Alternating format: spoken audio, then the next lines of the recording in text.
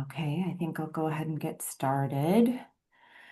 Good morning. Thanks for joining us. I'm Pam Connolly. I'm the Interim Director of Public Health for Santa Cruz County Public Health, and I'll be stepping in today for Corinne Highland, who is in Alaska, and I'll be moderating today's clinician resource call. As a reminder, the purpose of this meeting is to support Santa Cruz County clinicians in the evaluation and clinical management of patients and to provide updates on public health trends. Public Health hosts this call monthly on the second Tuesday morning from 7:30 to 8:15. Please submit any of your questions that you have through the Q&A function rather than the chat function, and we'll do our best to address all your questions. We can address some of them in real time as they come into the Q&A, and if there's time towards the end, we'll be able to answer those live. We also send out all of the materials from this meeting in the next few days. So we'll send out the slides and the resources to all attendees, including a recording of the call and some notes. Today we'll start with presentations. We'll have presentations on tobacco treatment resources. We'll have a pertussis update from our Director of Nursing, Emily Feenan, followed by public health updates.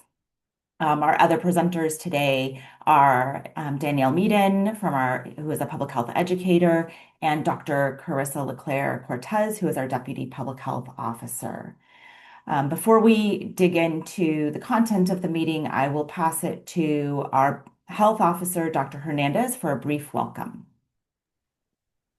Thank you, Pam, and good morning. As Pam said, I'm Lisa Hernandez, Health Officer, and I just want to thank you for joining us every month for this important call. We are the constant, and we hope you feel that we are the constant in what might seem like I don't know, a time when there is whiplash because something new is happening around the corner each and every day. And we are here to at least provide you the best information that we have on pertinent public health topics, some of which we see as things that are coming on the horizon or things that we know are impacting you as you see patients in your offices or out in the field. So we want to be able to provide that information to you so you could apply it to your day-to-day work. And as Pam mentioned, we have some great topics this morning, one on tobacco control that we hope will help you as you see people in our community, and then some other pertinent public health communicable disease topics that both Dr. Leclerc Cortez and Emily Feenan will share. And we want to hear from you. So if you have topics that you wonder about that we might be able to dig a little deeper into, let us know, and we'll try our best to either present the information ourselves or get someone in the community that can help present that topic. No promises that everything is going to be handled or presented, but we hope to do that and be responsive to your request. So with that, I'm going to hand it back to Pam so she can continue with this morning's presentation. And again, thank you so much for what you do and your partnership with us always. Thank you, Dr. Hernandez. So our first presentation is on tobacco treatment. So I'll hand it over to Danielle Meaden, who is a health educator in our public health tobacco education program. Thank you so much, Pam. Hello all, my name is Danielle Meaden. I am a health educator in tobacco education and prevention for the County of Santa Cruz. Can you hear me okay? Yes. Awesome. Thank you so much. Okay, so today I am going to be talking to you about some nicotine cessation and tobacco treatment resources. So here at Public Health, we focus a lot on tobacco policy, but we're really trying to hone in on our tobacco cessation resources as well and provide technical assistance to our healthcare provider partners. So I'm just going to review some resources for you today. Next slide. So, the website and print materials that I'm going to share with you today are funded by the California Department of Public Health Tobacco Prevention Program, otherwise known as CTPP, through Propositions 99 and 56, which are taxes on the sale of tobacco products. The Tobacco Education and Prevention Program focuses on reducing youth access to tobacco, advocating for non-smoker rights, collaborating with local policymakers to pass tobacco-related policies, working with local law enforcement agencies to ensure compliance with tobacco-related laws, and training diverse members of the of the Santa Cruz community to participate in tobacco control activities. Next slide. Um, so an example of that would be that the California Department of Public Health is putting an increased emphasis on the use of nicotine replacement therapy, or NRT, for tobacco treatment. Studies show that people are more likely to have success in quitting when they combine quit support with quit medication. So as tobacco policies are passed, resources for tobacco users must be prioritized. Tobacco staff at the county provides technical assistance for local healthcare partners to integrate tobacco use identification, referral, and treatment into their workflows. Next slide. So here at County Public Health, we've redesigned our cessation website to include more resources for both tobacco users and healthcare providers. So here's an example. It's a snapshot of our website. So if you go to santacruzhealth.org/tobacco, it brings you this wonderful page with these drop-down options. And so for cessation purposes, you'd go to the trying to quit, we can help portion. And then, so you go ahead and click on that, and then we'll move to the next slide and show you what that drop down looks like. So tobacco users can find a list of local in-person, one-on-one, and group counseling options, as well as a variety of text, call, and chat options from Kick It California, the Truth Initiative, and Nicotine Anonymous. So we have this little matrix here on the screen. So if you have a preference for calling, texting, or a live chat, that's an option. We also have a local retired respiratory therapist, Don Coolman, who has opened his landline graciously to people seeking tobacco treatment. And so, yeah, retired respiratory therapist, former smoker, and just really wants to help folks quit. So his information is on here too. We recently spoke with him, and he's still interested in helping folks. All right, next slide. Now, we all know that medical providers are extremely busy. You have a lot to cover during each patient visit, so we created resources that you can place in your patient waiting area that encourage patients to ask about NRT, nicotine replacement therapy, during their visits. These materials come as both a flyer and a pamphlet rack card. So here you can see they're in the rack card form, so sort of that tri-fold size. In both English and in Spanish. On the website, you will see this right here, and you can click on it, and it opens up to basically a print version, which I'll show you on the next slide. They include a QR code that takes the patient directly to Kick It California, and another that takes them to the county quit page. Clinicians can also print these materials directly from our website or contact our office for up to a dozen copies. I'll put my contact information at the end of this chat. And then Corinne can also share in the meeting notes some of the resources as well. Next slide. So this is what the printout, sorry, next slide. So this is what the printout looks like. And so for this one, you will print it on the short edge if you're interested. I'm so sorry. I think I actually missed a slide. Sorry, can we go back to, I'm so sorry about that. There we go. Okay.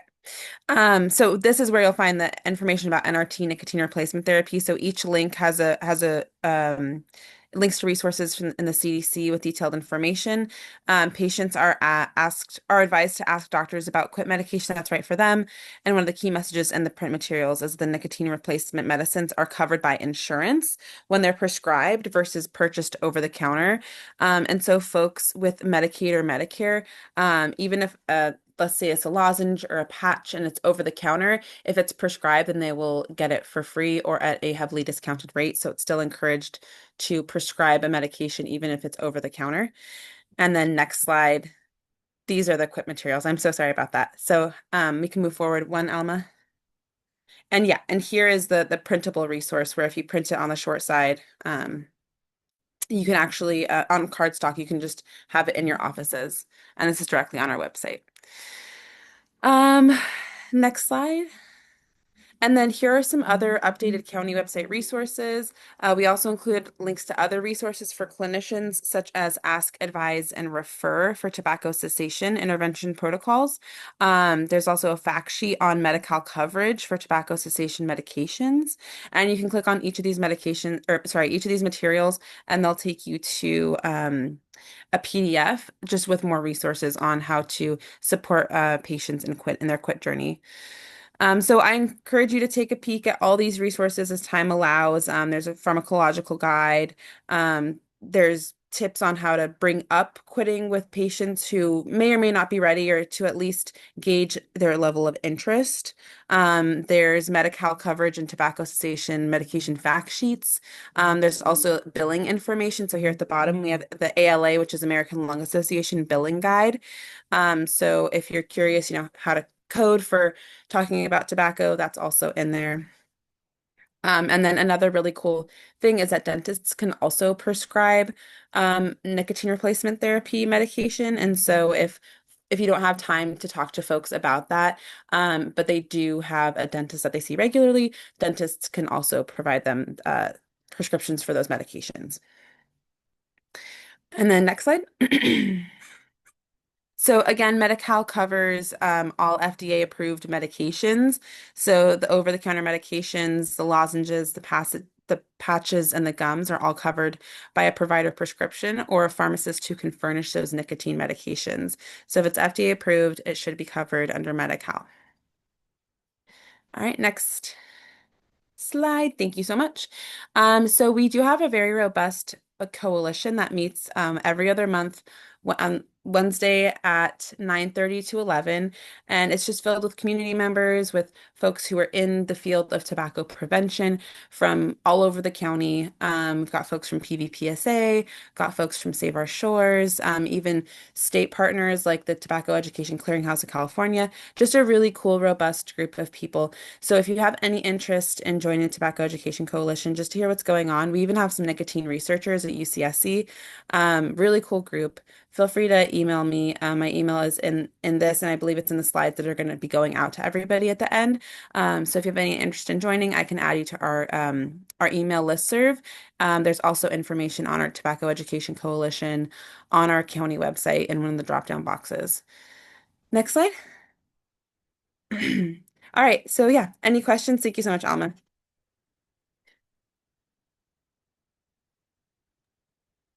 Thanks, Danny. What an informative presentation. If you have any questions, you can go ahead and put them in the Q&A function of the chat, and we'll do our best to address them and make sure you get any of your questions answered or resources sent out to you. Okay, looks like we can move on. I will pass now to our Director of Nursing, Emily Feenan, so she can give us some updates and information on pertussis. Thanks, Pam. So in the first couple of months of this year, we have seen some increased reports of pertussis cases. And so we wanted to provide some reminders around diagnosis, testing, and treatment. Next slide, please. So on March 4th, we did release a health advisory noting increased reports of confirmed pertussis, also known as whooping cough. And since January 1st, there have been 8 confirmed cases, with 6 of those being in middle and high school aged individuals. These numbers do show an increase compared to the last few years. As you can see from the graph, last year there were a total of 32 cases reported for the calendar year. However, as of March 3rd, 2025, there had only been a report of 2 cases, whereas this year, as noted, we've had 8 cases reported for the same time period. Pertussis cases are generally cyclical, and there are peaks that happen every 2 to 5 years. And based on our data, the last peak was in 2019. However, I want to note that even the state data does show low numbers from 2020 to 2023, and this could be attributed to a number of different factors that could be related to the pandemic. Next slide, please. So the clinical presentation can vary, particularly in infants under 1 year old and in individuals who have previously been vaccinated. There's three clinical stages of pertussis. The first is the catarrhal stage, and it's generally the initial 1 to 2 weeks and presents as cold-like symptoms, fatigue, runny nose, sneezing, and mild cough. The paroxysmal stage is characterized by paroxysms of intense coughing. Paroxysms are sudden onsets of episodes of coughing. So basically, someone can be fine and then suddenly have extended episodes of coughing. And then following these episodes can be a whoop caused by a sudden deep inspiration. Generally, only children experience the whoop, and it's not seen in adolescents or adults. These intense coughing episodes can induce post-tussive vomiting. The convalescent stage often lasts weeks to months, and coughing symptoms will slowly resolve. Now, in infants under 1 year of age, they generally have a shorter catarrhal stage and may not have a noticeable cough or whoop, but instead may gag, gasp, or become apneic and turn blue, purple, or red. And infants are at much higher risk for severe complications such as pneumonia, seizures, and death. Next slide, please. So providers should consider pertussis in infants under 3 months with persistent or worsening cough, or patients of any age with persistent or paroxysmal cough with gagging, post-tussive vomiting, or inspiratory whoop, or close contacts to known pertussis cases with cold-like symptoms. A presumptive clinical diagnosis can be made when there's a known exposure with a cough of any duration with at least one characteristic symptom, or an unexplained cough for 2 weeks or more with at least one characteristic symptom. The preferred method for lab diagnosis is PCR from an NP specimen, and patients should only be tested within the first 3 weeks of symptom onset, and patients who have had more than 5 days of antibiotics should not be tested. Next slide, please. So treatment should be started immediately. You don't have to wait for lab confirmation. Treatment's indicated within the first 3 weeks of cough onset for everyone except for pregnant individuals who may be treated up to 6 weeks after onset to prevent transmission to neonates.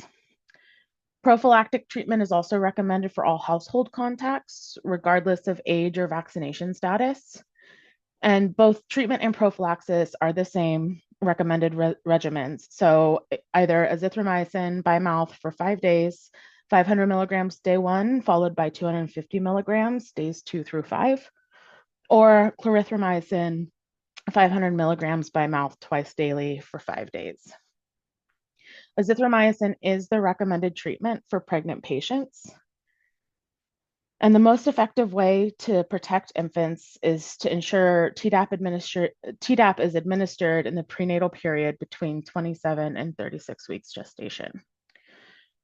All children should be vaccinated with the DTaP series, and adolescents and adults Tdap according to recommended schedules. And it should be noted that the protection from the vaccine can wane over time. And so fully vaccinated individuals may still become infected through symptoms. Those symptoms will often be milder.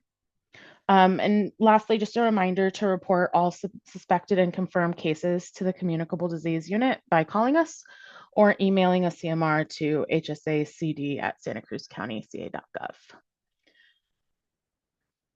Next slide. Okay, and with that, I will pass it over to Dr. Leclerc-Cortez for some more public health updates. Thanks, Emily. Next slide.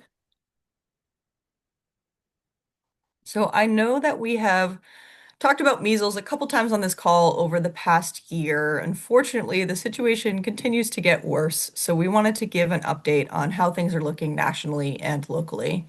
So to date in 2026, meaning since January 1st, there have been 1,136 cases of measles nationally.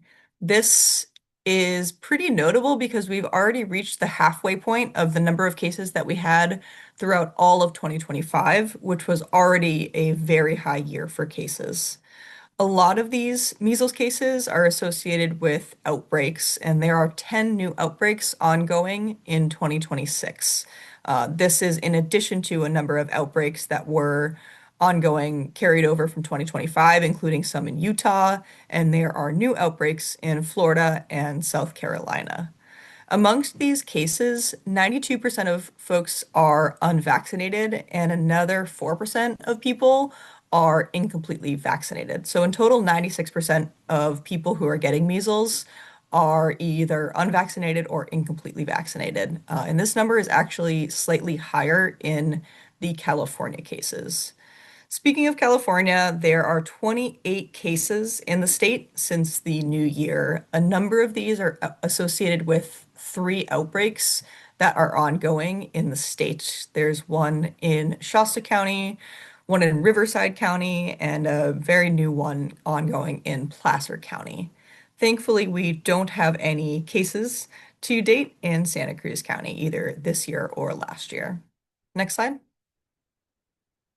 So we're really, really thankful to our healthcare partners that people are really keeping measles at the top of their differential and contacting us when they are concerned about this. So we've worked with healthcare providers on a number of measles suspects over the past year and have learned some lessons from those cases. So we wanted to share them with you all so we can be better prepared on a systems level in order to take care of these folks for, unfortunately, when this does come to the county.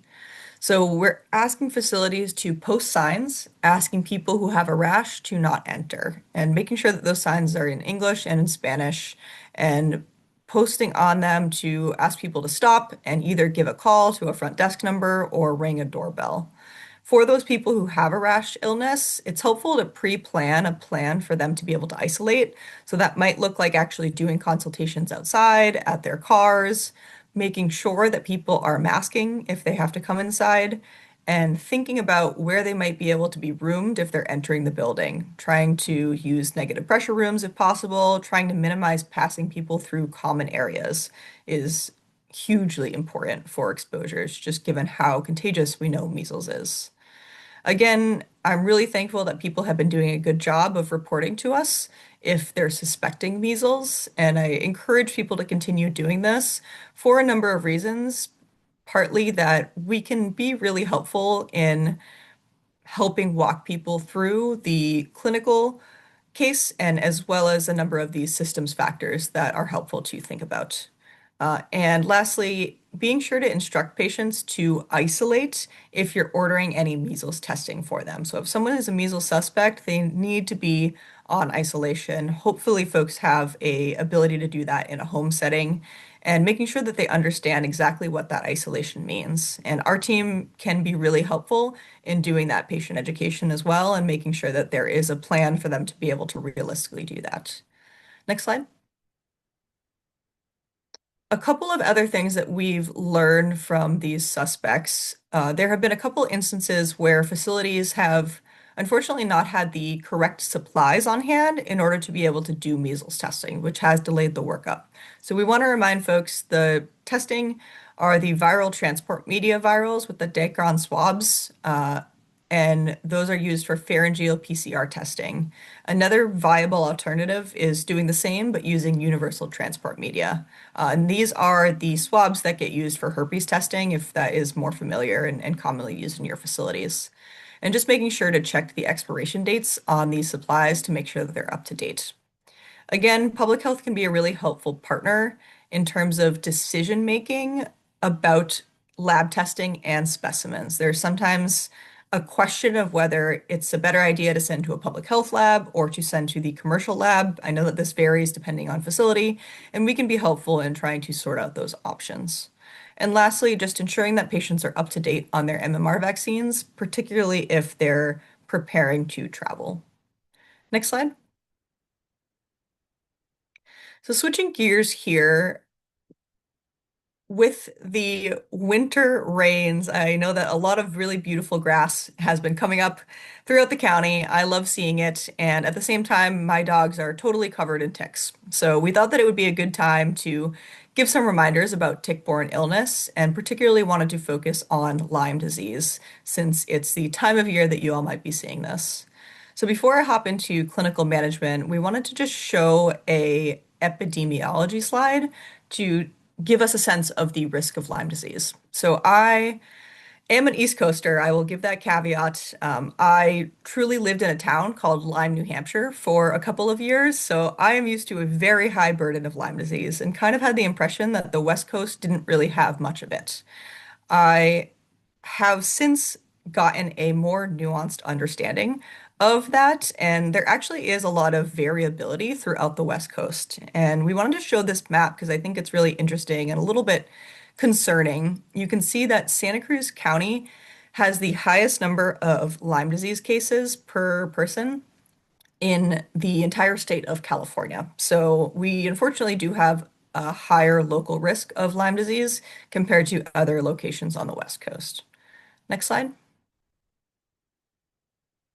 So with that, you may see patients coming in with questions about tick bites, and we wanted to give you some information to be able to actually assess their risk of getting Lyme disease and potentially how to manage the prophylaxis for that.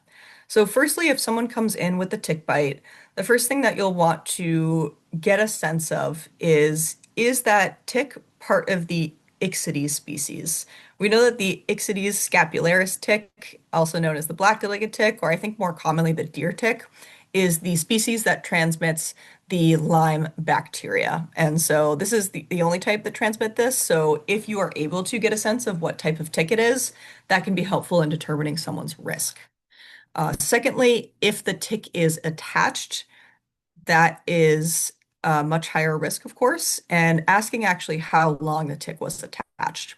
So I've learned a lot about ticks in preparing for this presentation, and I actually learned that the bacteria for Lyme is carried in the gut of the tick, and it takes about 48 hours for that bacteria to migrate from the gut to the saliva. So there's essentially a minimal risk of transmitting Lyme disease if the tick's been attached for less than 48 hours.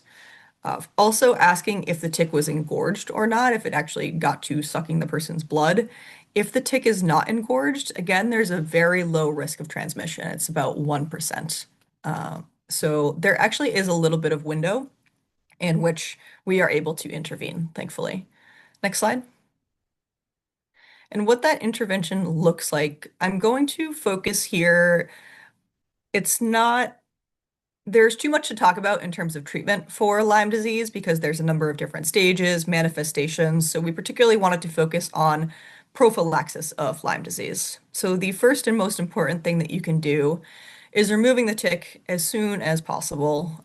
This will be helpful for us as healthcare providers, but also just human beings out in the world. So tweezers are helpful to have on hand for removing ticks. And you'll want to grasp the tick as close as possible to the skin. So a big no-no is pulling away the body of the tick, but leaving the head still attached. So trying to grasp the tick by the head and pulling it up perpendicularly from the skin, and then making sure to wash the area after tick removal. Once the tick is out, there are options for antibiotic prophylaxis. However, they are recommended for a limited scope of situations. So if the tick is a deer tick, or if you're not able to identify what the tick is, then that person would qualify for antibiotic prophylaxis. If the tick's been attached for more than 36 hours, which is a pretty conservative window, and then if you're able to start the prophylaxis within 72 hours of removing the tick. If the person meets all of those criteria, then they're a candidate for a single dose of doxy. And that will be 200 milligrams for adults and 4.4 mgs for kids for children. And notably, I know we try to avoid doxy in kids quite a bit, but the guidelines have looked at evidence and stated that it is safe for kids to receive this single dose for this indication. Something that I think gets asked a lot is whether the tick should be sent for testing. And there is no clinical indication for the tick to be sent for testing or to draw any type of serology at this point. Next slide. So lastly, I wanted to highlight an amazing resource that we have in the county, which is the mosquito and vector control team. They're really helpful and offer a number of free services to all residents. That includes home inspections, pest management advice, and tick identification. So if a patient is asking about trying to get the tick tested, this is a great place to direct them to. They can actually email a photo to this team, or they can actually bring the sample to be dropped off just so they can have a little bit more understanding of their potential risk. So with that, I'm happy to take any questions and I will pass it back. Thank you.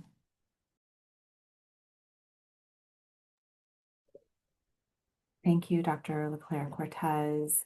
I don't see any questions in the Q&A, but I'm going to pause for a moment to see if you have any questions for any of our presenters today.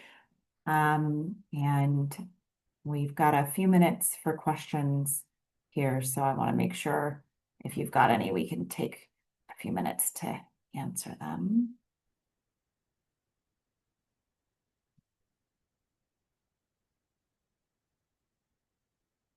All right, it looks like we don't have any questions. Thank you all for attending. All the resources that were shared today will be sent out in an email in the next couple of days. And as a reminder, our next call will be on April 14th from 7:30 to 8:15 a.m. And I'll just let you, I'll leave you with, please let us know if there is any content you would like us to cover. Send us an email in response to the materials that we send out, and we will make sure we'll bring those suggestions to our team. Thanks again for joining us.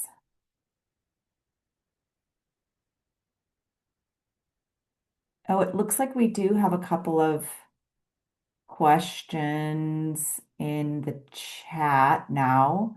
The first one is, are we seeing an increase in RSV again? I'm not sure if Carolyn is still on the call. It looks like Carolyn West is still on the call. Does anyone want to take that question?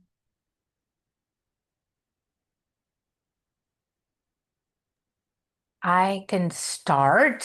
I think that I have to look at the wastewater to be honest with you, Carolyn, in terms of the um how we're doing with RSV. If I remember correctly, we are low, but not um zero when it comes to RSV in terms of the wastewater monitoring. I don't know if anyone has gotten.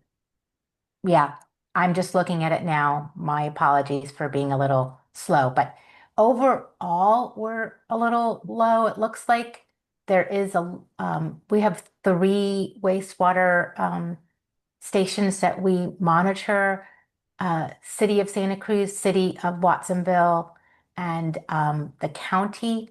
And all of them are fairly low except for the county. Um, Station, but it's still relatively low. We had higher levels of RSV earlier in the winter, but nothing like we had last year. Um, so I would say we are seeing some, but we are really seeing more. Um, we're seeing more flu. So really, we're seeing either low or lowering levels. It's decreasing in the wastewater right now. That said, we are still within what we call respiratory virus season, and that is something that I would say watch out for. We are also seeing other viruses that we don't routinely post on our web page for wastewater and for hospitalizations and for cases. So you'll start seeing, you may see other types of illnesses in the community. Thanks, Dr. Hernandez. We've got another question in the chat from Katie Dowling asking about a bird flu update. Does anyone else want to take that one or shall I? All you, boss. Oh, thank you so much. Um, so, um, bird flu, same story. We are monitoring bird flu both within wastewater and otherwise. And what I think I'm guessing Katie is asking about is might be related to the H5N1 bird flu outbreak that we're seeing in marine mammals at Año Nuevo Park and in other areas within the state where unfortunately it has impacted our elephant seals and I believe a couple other sea mammals that we see on our beautiful coastlines.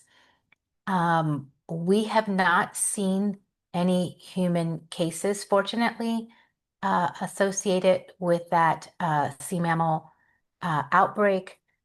That doesn't mean that we're not monitoring or there has been exposures to individuals who have worked closely with the animals, not visitors to the area that come to see the elephant seals.